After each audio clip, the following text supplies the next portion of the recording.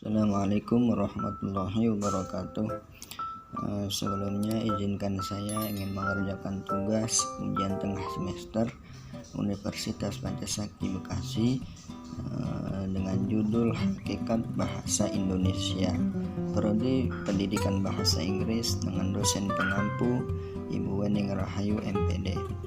Anggotanya saya sendiri dengan NIM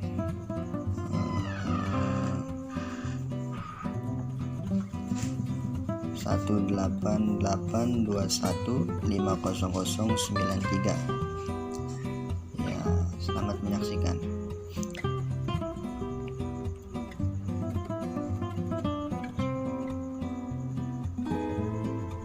Pengertian bahasa.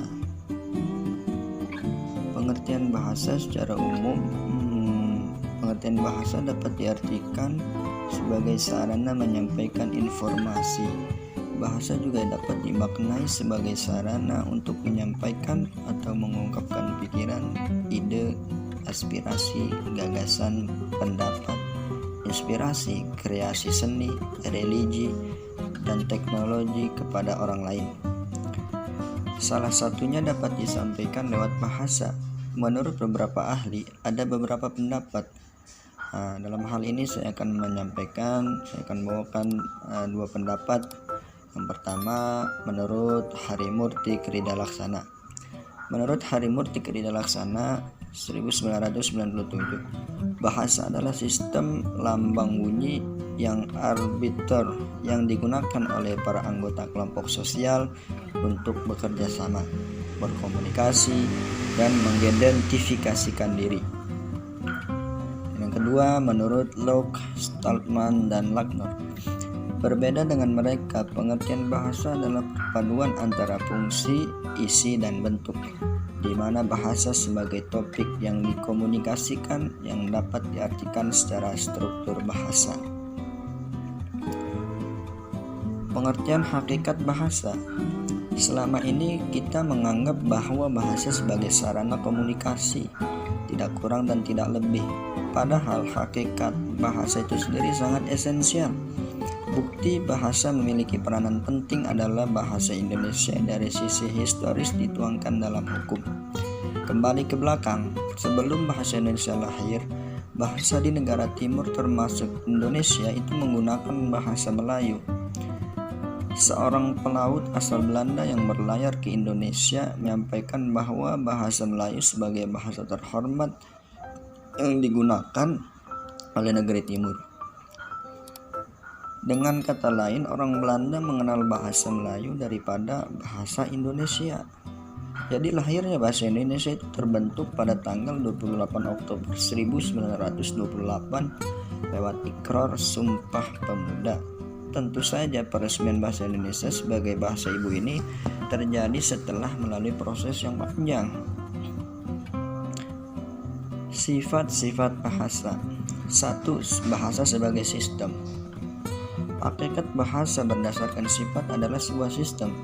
Dikatakan sebagai sebuah sistem karena bahasa memiliki susunan yang berpola secara teratur yang terbentuk oleh unsur ataupun komponen yang saling berhubungan secara fungsional. Yang kedua, bahasa sebagai perlambang atau simbol. Lambang atau simbol. Inti dari penggunaan lambang adalah memberikan isyarat kepada lawan bicara dengan kode. Hanya dengan kode singkat, lawan bicara pun sudah paham maksud perlambang yang kamu sampaikan tanpa harus menjelaskan secara panjang lebar. 3. Bahasa sebagai makna. Hakikat bahasa memiliki makna. Jadi dalam berkomunikasi dengan orang lain, setiap kalimat, pesan, atau kata yang mereka ucapkan itu memuat makna. Meski realitanya tidak semua orang setiap kali berbicara memuat makna berfaedah, setidaknya ada pesan yang ingin disampaikan.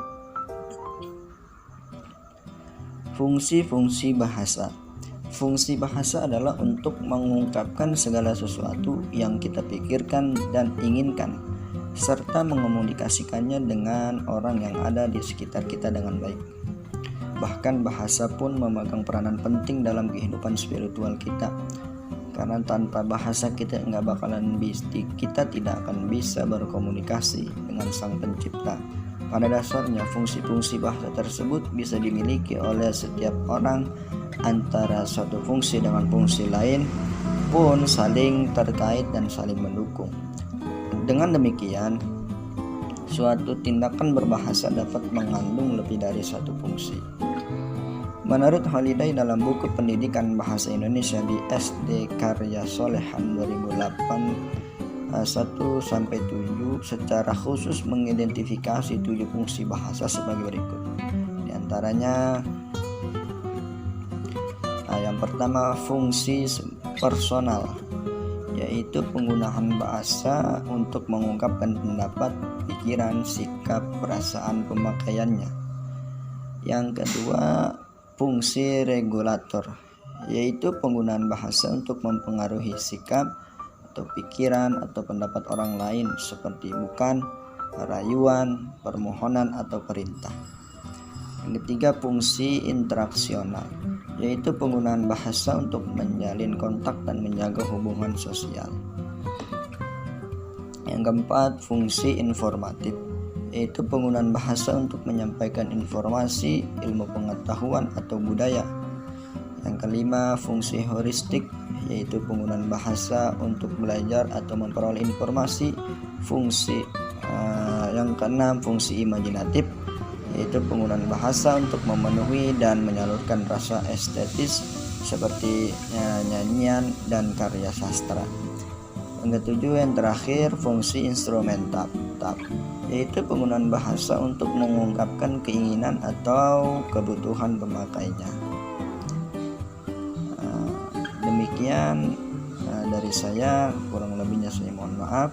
Wassalamualaikum warahmatullahi wabarakatuh.